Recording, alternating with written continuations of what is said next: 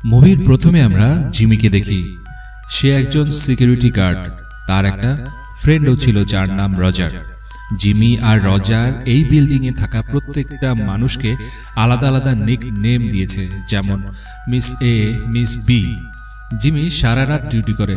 সে তার কাজকে খুবই ভালোবাসত। জিমি কাজ শেষ করে বাড়ি ফিরে আসে, যেখানে তার ওয়াইফ রেবিকা তার জন্য অপেক্ষা করছিল। জিমি ফিরে এসে ফ্রেশ হওয়া বাদ দিয়ে তার জেসিবিকে রেডি করে রেবিকার গুফায় ঢুকিয়ে দেয়। মাটি খুঁড়ে জল বের করে, তারপর শান্তি হয়। রেবিকা আর জিমি একে অপরকে খুবই ভালোবাসে। তার একটা পারফেক্ট কাপল ছিল। পরের দিন জিমি যখন ডিউটিতে যায়, তখন রজার বলে এই বিল্ডিং এ একজন সুন্দরী কন্যা এসেছে, যার নাম রেখেছিল miss F. Jimmy miss F কে দেখার জন্য সমস্ত সিসিটিভি ফুটেজ চেক করে, যেখানে সে মিস এফ এর বুদ্ধা হাজবেন্ডকেও দেখতে পায়। অনেকক্ষণ খোঁজার পর মিস এফ এর দর্শন হয়। মিস এফ কে দেখা মাত্রই জিমির ঘোড়া লাফাচ্ছিল। সে একবারের জন্য হলেও ঘোড়ায় চড়তে চায়। এত বড় বড় লেবু সে কোনোদিনও খায়নি। তার জিভে জল আসছিল। এরপর জিমি মিস এফ এর সাথে কথা বলার সুযোগ খুঁজছিল, কিন্তু সে সুযোগ পায় না। সে বাড়ি ফিরে এসে রেবিকার সাথে ইন্টিমেট হচ্ছিল, কিন্তু সে ভাবছিল মিস এফ এর কথা, যে কারণে সে জোরে জোরে ঝাটকা দেয় রেবিকাকে। রেবিকা বুঝতে পারছিল না জিমির কি হয়েছে, সে এত বড় বড় ঝটকা দিচ্ছে কেন। আজকে জিমি খুবই তাড়াতাড়ি কাজে আসে মিস এফ কে দেখার জন্য। জিমি আসা মাত্রই মিস এফ এর ডিক্কির দর্শন পায়। জিমি তো খুবই খুশি। এই ডিক্কি সে কোনোদিনই ভুলবে না। মিস এফ গেটে হাত দিয়েছিল, সেখানে জিমি রুমাল ঘষে পারফিউমের সেন্টটা নেওয়ার চেষ্টা করে। রুমালের মধ্যে সে হালকা গন্ধও পায়। সে বাড়ি ফিরে এসে তার জেসিবি রেডি করে রেবিকার গুফায় খাল করছিল, কিন্তু সে রুমালে মিস এফ এর পারফিউমটা শুঙে আর মনে মনে ফিল করে সে মিস এফ এর গাড়ি চালাচ্ছে। আজকেও সে রেবিকাকে খুবই ঝটকা দেয়। রেবিকা বুঝতে পারছিল না জিমি রাক্ষসের মতো করছে কেন। যাই হোক, পরের দিন সে পারফিউমের দোকানে গিয়ে সেই পারফিউমটাই কিনে, যেটা মিস এফ ব্যবহার করত। জিমি ডিউটিতে গিয়ে অপেক্ষা করছিল কখন মিস এফ এর দর্শন হবে। হঠাৎই সে কল্পনা করে মিস এফ সিকিউরিটি রুমে এসে তার ঘোড়ায় চেপে বসেছে।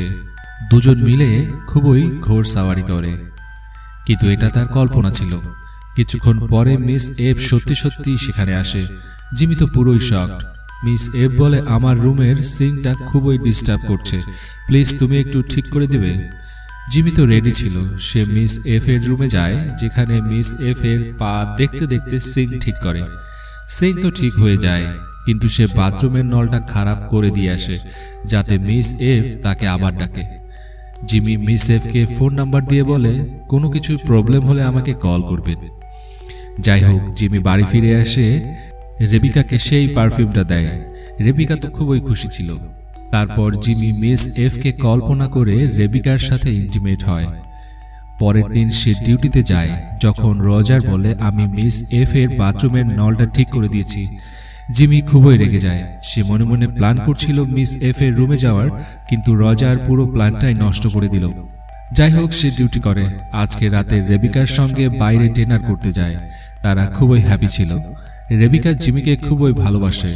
এদিকে জিমি হঠাৎই মিস এফ কে দেখতে পায়, যে তার বয়ফ্রেন্ডের সঙ্গে এসেছিল। জিমি বুঝতে পারে মিস এফ তার বুদ্ধা হাজবেন্ডকে ধোঁকা দিচ্ছে, তার মানে জিমিও চান্স পেতে পারে। এদিকে রেবিকা বলে সে প্রেগনেন্ট। জিমি খুবই খুশি হয়। তারা হ্যাপি একটা ফ্যামিলির স্বপ্ন দেখছিল, যেটা সত্যি হতে চলেছে। এইদিকে জিমির মনও চাইছিল মিস এফ এর গাড়িতে চাপতে। পরের দিন মিস এফ যখন জিমিকে রুমে ডাকে বাল্ব চেঞ্জ করার জন্য, তখন জিমি রুমে যায়। মিস এফ এর হাজবেন্ডও সেখানে ছিল। জিমি বাল্ব চেঞ্জ করে দেয় আর মিস এফ কে বলে, আমি আপনাকে কালকে রেস্টুরেন্টে দেখলাম একটা ছেলের সাথে। মিস এফ তাড়াতাড়ি তাকে চুপ করায় আর তার হাজবেন্ডকে সামনে বলে, ওটা আমার ক্লায়েন্ট ছিল। আসলে জিমি এখানে মিস এফ কে বোঝাতে চাইছে সে তার সিক্রেটটা জানে। মিস এফও বুঝতে পারে যে জিমি আসলে কি চায়। সেদিন রাতে জিমিকে মেসেজ করে রুমে ডাকে। জিমিও ফটাফট রেডি হয়ে চলে আসে। তাকে যাতে কেউ চিনতে না পারে তার জন্য সে টুপিও পরেছিল। সে মিস এফ এর রুমে যায়। তারা কোনো কিছু না বলেই কাহিনী আরম্ভ করে। জিমির এতদিনের শখটা পূর্ণ হলো। সে জোরে সোরে গাড়ি চালায়। মিস এফও বুঝতে পারে একটা সিকিউরিটি গার্ডের ইঞ্জিনে কত জোর। মিস এফ এত মাইলেজ দেওয়া গাড়িতে কোনোদিনও চড়েনি। কাজ শেষ করে মিস এফ বলে, তুমি যেটা চেয়েছো আমি তো তোমায় সেটা দিয়েছি, এবার তুমি আমার সিক্রেট কাউকে বলবে না।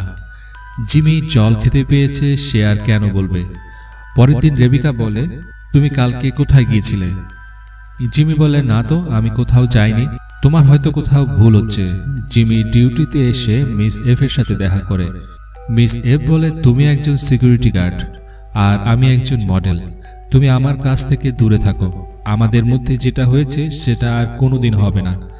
জিমির এখানে খারাপ লাগে, কিন্তু সে নিজেকে মানিয়ে নেয়, কারণ সে একবার তো গাড়ি চালিয়েছে। জিমি সিসিটিভি ফুটেজ চেক করার সময় দেখে কালকে রাতে রেবিকাও তার পিছনে পিছনে এখানে এসেছিল। তার মানে রেবিকা সবই জানে। আসলে কাল রাতে রেবিকা জিমির পিছু করেছিল। সে জানে মিস এফ এর সাথে জিমির কি রিলেশন, কি কানেকশন চলছে। জিমি দৌড়াতে দৌড়াতে বাড়ি ফিরে আসে। সে রেবিকাকে সরি বলে, কিন্তু রেবিকা তাকে ক্ষমা করে না। রেবিকা বলে, তোমার সাথে আমার আর কোনো সম্পর্ক নেই। সে জিমির বাড়ি ছেড়ে চলে আসে। জিমি এতদিনে বুঝতে পারে সে সোনা পাওয়ার লোভে হিরেকে হারিয়েছে। জিমি আবার রেবিকার কাছে এসে ক্ষমা চায়, কিন্তু রেবিকা তাকে ক্ষমা করে না, কারণ সে জিমিকে খুবই ভালোবাসতো আর জিমি তার ভালোবাসার দাম দেয়নি। জিমি প্রতিদিনই রেবিকাকে ফুল পাঠায় যাতে সে তাকে ক্ষমা করে দেয়, কিন্তু রেবিকা তাকে কোনোদিনও ক্ষমা করে না। আর এই কাহিনীটি এখানেই শেষ হয়ে যায়। মুভির এক্সপ্লেনেশনটা কেমন ছিল অবশ্যই কমেন্টসে জানাবেন। ভিডিওতে একটা লাইক দিয়ে দিবেন, আর যারা সাবস্ক্রাইব করেননি তারা প্লিজ চ্যানেলটিকে সাবস্ক্রাইব করে আমাদের সঙ্গেই থাকুন।